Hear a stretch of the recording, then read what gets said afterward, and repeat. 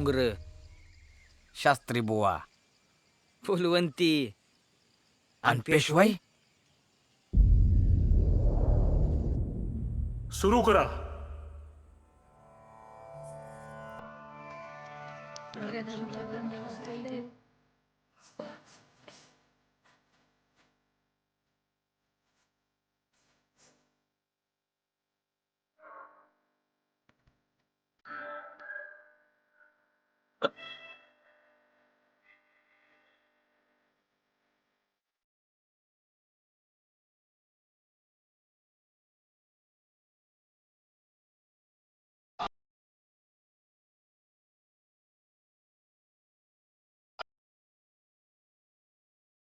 शास्त्री बुवा वा.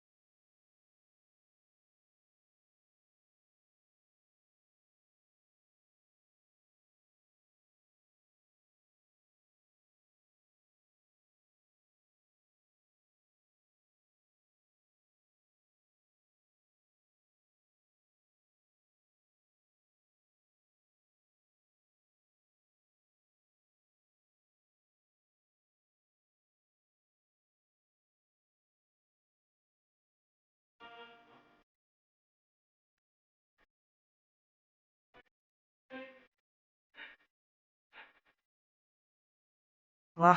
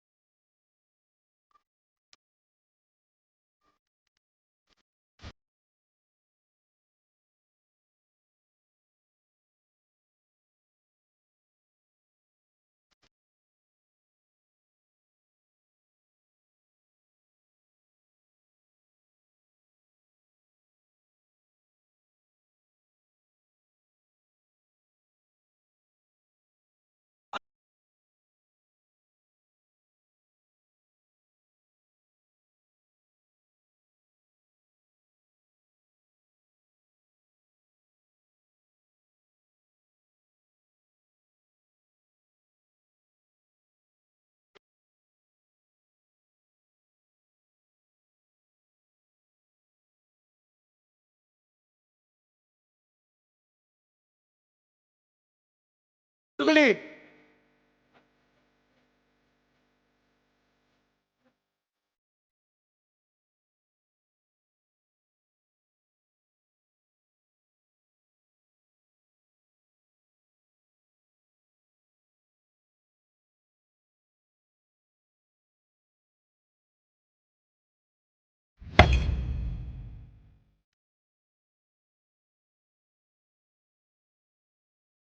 अतिउत्तम शास्त्री बुवा.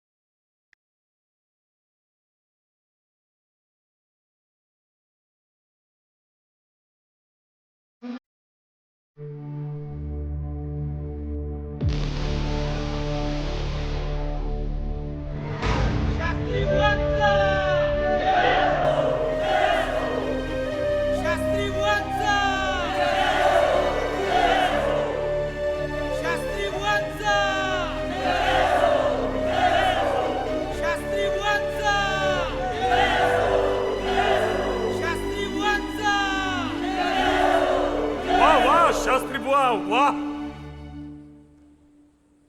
आजवर तुमच्या विद्वत्तेसमोर नतमस्तक असलेली या दरबाराची मान आज तुमच्यातल्या कलाकारासमोर अभिमानानं उंचावली आहे. शास्त्री बुवांचा विजय असो.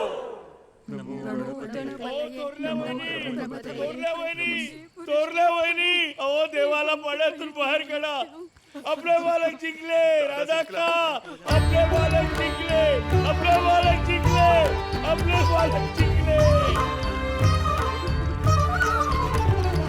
शास्त्री बुवांचा शास्त्री बुवांचा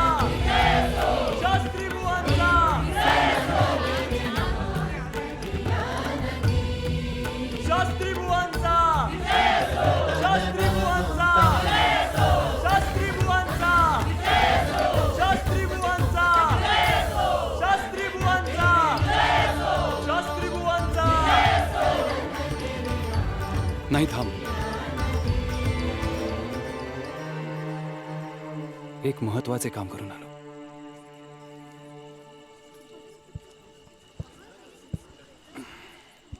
चाफे महालाकडे घ्या.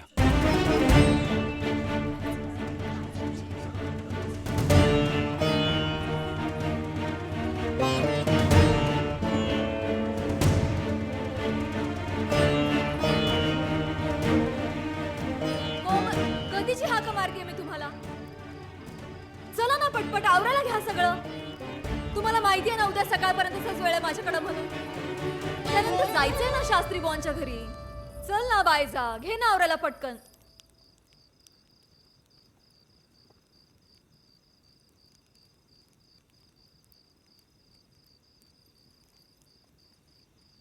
लय आनंद झालेला दिसतोय.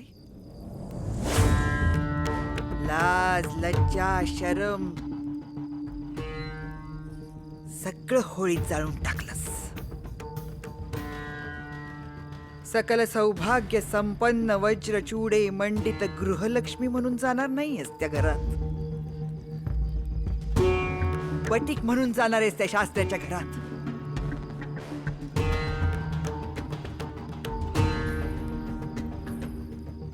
पैज हरली आहे म्हणल्यावर जावंच लागल ना. हारलीस? तू पैज हारलीस?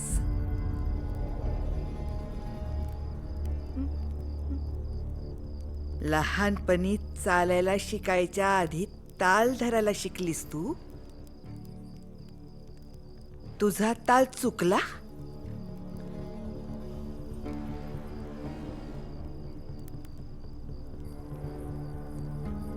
माफ करा गुरुमाई. माहिती नाही कसा चुकला माझा ताल.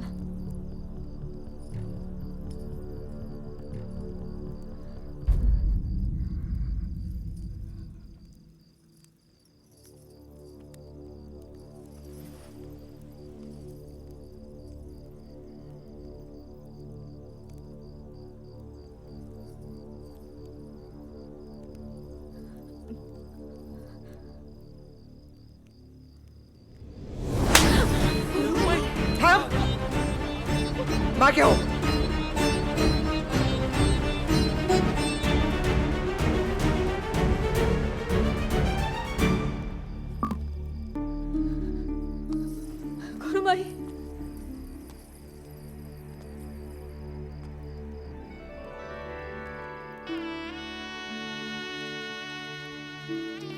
नमस्कार.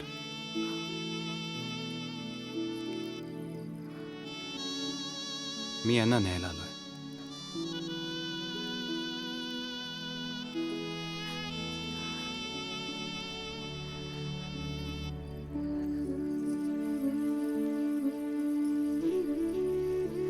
पण आत्ताच म्हणजे पेशवे म्हणले होते उद्या सकाळी.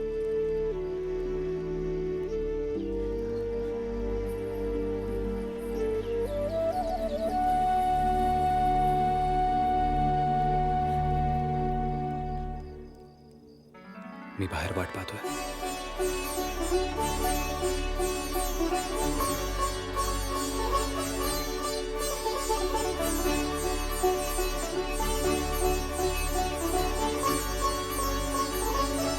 या तुम्ही.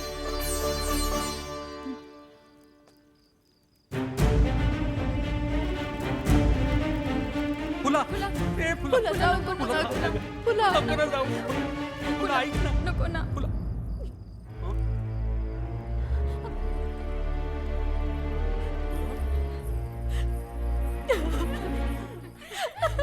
फुला फुलं.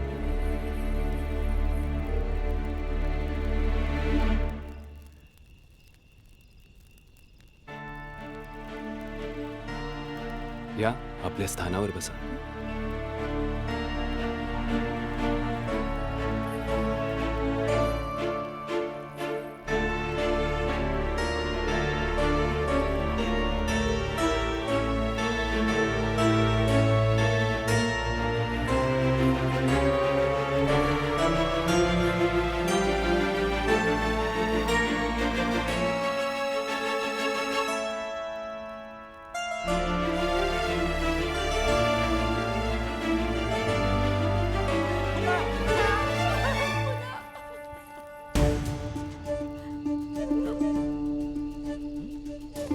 वामनराव, अबाबाबाबाबाबाबाबा. काय हो हे शास्त्री भाऊ आणि ती बाई एकाच पालखीत? अरे अरे अरे अरे, आज व्यंकटेशाची मूर्ती भंगच पावणार म्हणायची. तो तरी काय करील बिचारा? हा. कलियुग हो, घोर कलियुग. कसले कलियुग. उंटावरचे शहाणे तसे हे पालखीतले दिवाणे. ते म्हणतात ना, एकदा लाच सोडली की धोतर सुटल्याचंही भान नसतं एखाद्याला.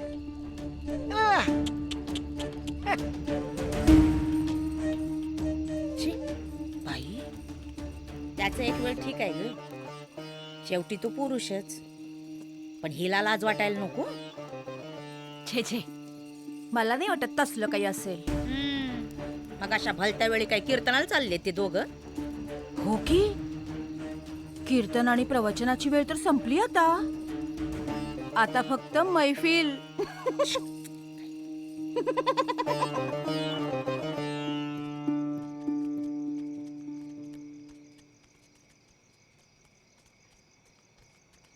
थांबा. घरी नाही, शनिवार वाड्याकडे घ्या.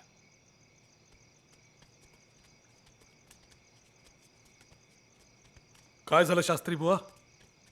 फुलवंतीबाई दिलेला शब्द फिरवीत नाहीत ना? कारण या दरबारात न्याय झाला की झाला, मग तो शब्द फिरवण्याचा अधिकार कुणासही नाही. नाही श्रीमंत, त्यांनी तो शब्द फिरवावा अशी माझी इच्छा आहे. तुमची इच्छा आहे म्हणजे? तुम्ही यात पडू नका शास्त्री बुवा. श्रीमंत,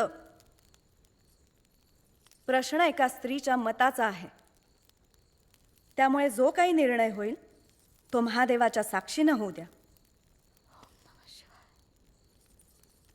बोला शास्त्री बुवा.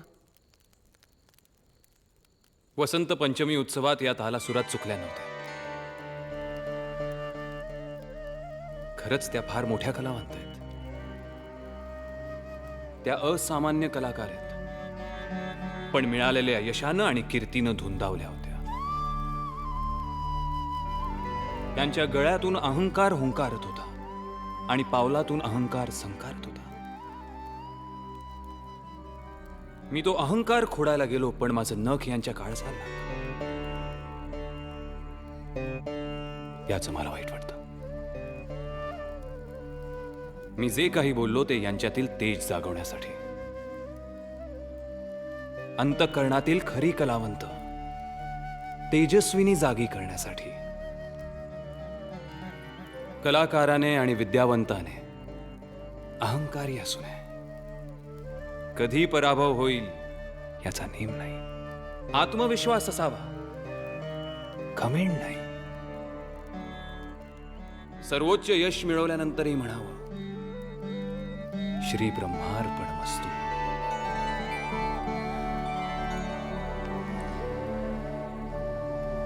फार फार मोलाचं बोललात शास्त्री बुवा, फार मोलाचं बोललात. परंतु आता या फुलवंतीबाई त्या तुमच्या मालकीच्या दासी आहेत आणि हे ठरले ते त्यांच्या कबुलीने नि इथल्या कायद्याने. त्यामुळे आता हा विषय तुमच्यातला खाजगी नाही श्रीमंत. मी जे काही केलं ते यांच्या कल्याणाकरता, यांच्यासारख्या सुरेख अप्सरेकडून माझी सेवा करून घेण्याकरता नाही. आणि तसंही शेणामातीनं सारवलेलं माझ्या लक्ष्मीचं घर यांच्या रंगरूपाला साजेचं नाही. माझं एक मागणं आहे श्रीमंत, द्याल? आज्ञा करा शास्त्री बुवा. माझ्या शब्दांमुळे आलेलं वादळ यांचं आयुष्य उद्ध्वस्त करून शांत व्हावं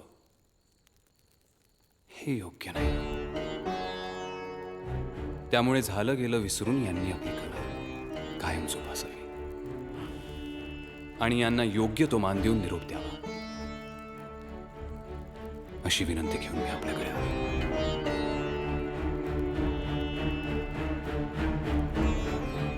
माफी असावी. आता तसा या बटिकेला बोलायचा काही अधिकार नाहीये, तरी बोलते. माझ्या आयुष्यात आलेलं वादळ ह्यांच्या शब्दांमुळे नाही, माझ्या स्वतःच्या अहंकारामुळे आलं होतं. आता तो अहंकार गळून पडलाय, वादळ निवलंय आणि आता माझा नवा जन्म झालाय सरकार. आणि आता माझा हा जन्म मला ह्यांच्या सेवेत घालवायचा आहे. माझ्यातला दुर्गुण नष्ट व्हावा म्हणून आत्तापर्यंत कमावलेली सारी इब्रत पणाला लावली ह्यांनी. कुणा दुसऱ्याच्या कल्याणासाठी केलेला एवढा मोठा त्याग मी आजवर नाही पाहिला.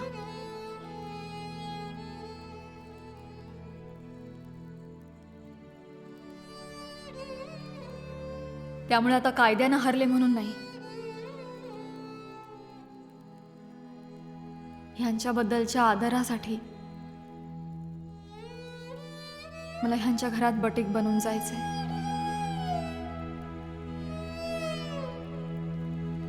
ह्यांनी गोठ्यात ठेवलं, दरवाजालगत ठेवलं तरी चालेल मला. हे ठेवतील तसं राहीन मी जन्मभर. आता ह्या सर्वस्वाच्या समर्पणातच मला माझ्या आयुष्याचं सार्थक वाटतंय. आतापासून फुलवंतीबाई तुमच्या घरी बटीक म्हणून येतील. उद्यापासून श्रीमंत. पैजेच्या नियमांप्रमाणे त्या दुसऱ्या दिवसापासून माझ्या घरी राहायला येणार आहेत.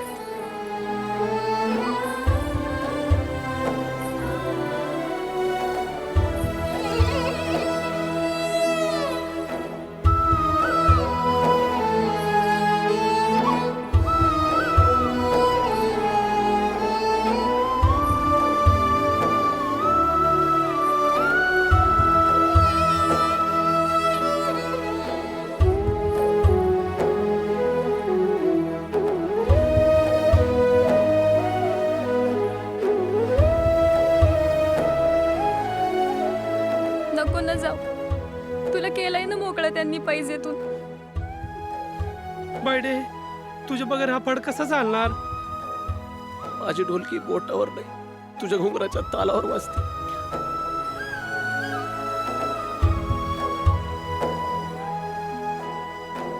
जिथं जाशील तिथं सुखी राहा.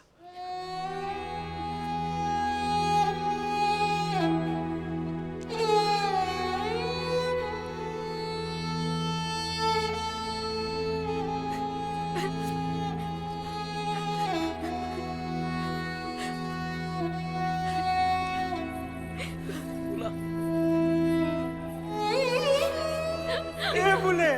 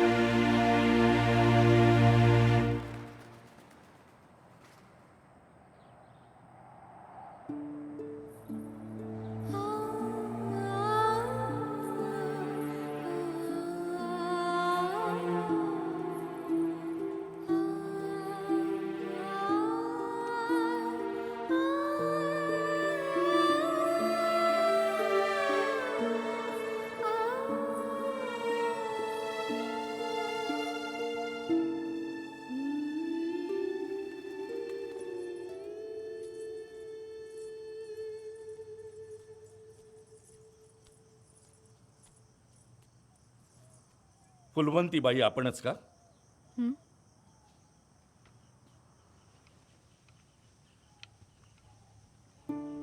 फुलवंती बाई, तुमच्या घरात तुमचं स्वागत आहे. हरले तर बटीक बनून तुमच्या घरात राहीन असं म्हणाला होतात तुम्ही. त्यामुळे आजपासून हे घर तुमचं. राहिला प्रश्न माझा, तर तुम्हाला तर चांगलंच ठाऊक आहे. मी जिंकलो नाही आणि तुम्ही हरला नाहीत. माझ्या हृदयात माझी लक्ष्मी नांदते आणि भाळी सरस्वती वास करते. या व्यतिरिक्त कोणत्याही स्त्रीला माझ्या आयुष्यात स्थान नाही. तुमची घुंगरं ठेवून चाललोय, कारण हा केवळ तुमचा दागिना नाही, तर तुमचा आत्मा आहे. अहंकार गळून पडलेल्या या अलंकारातून ओंकार घुमू देत. शुभम भवतु.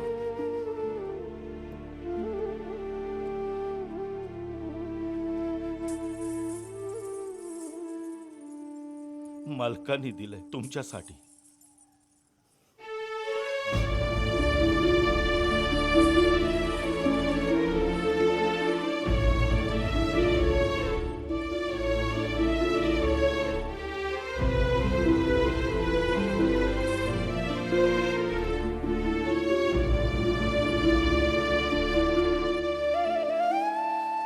शास्त्री बुवा कुठे गेलेत? माहित नाही, कुणालाच.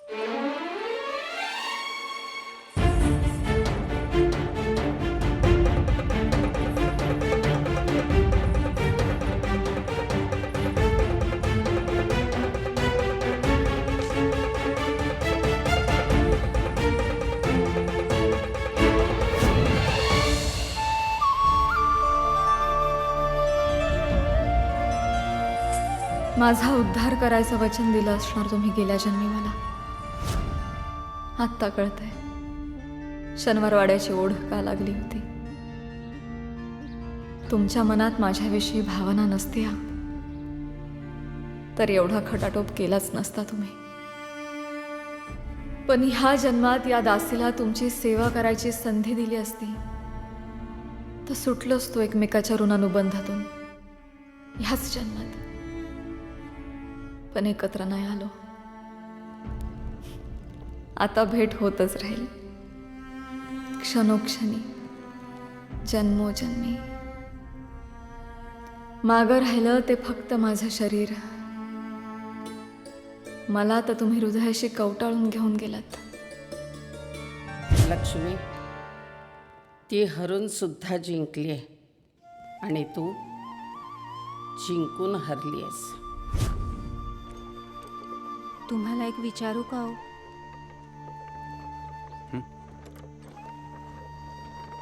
इतक्या दिवसात एकदा तरी कधीतरी तुमच्या मनातलं माझं स्थान हल्लं होतं का?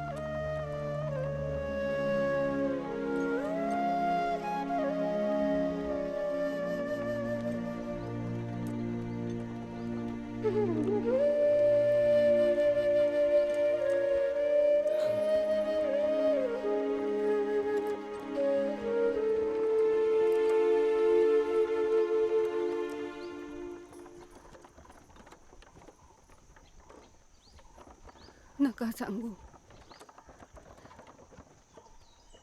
मला माहिती आहे तुम्ही खोटं नाही बोलणार.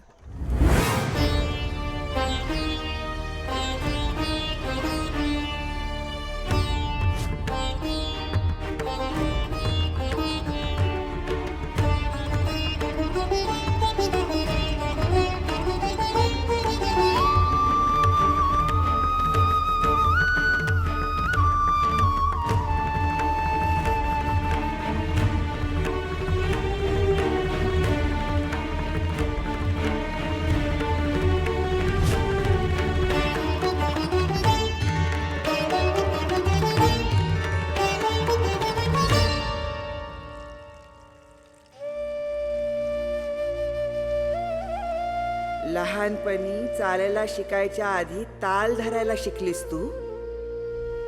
तुझा ताल चुकला. अगं ब्रह्मदेवानं घेऊन जरी पखवाज वाजवला असता तरी चुकली नसतीस तू. फक्त मला माहितीये त्या शास्त्र्याच्या प्रेमात मुद्दाम चुकलीस तू. मुद्दाम चुकलीस.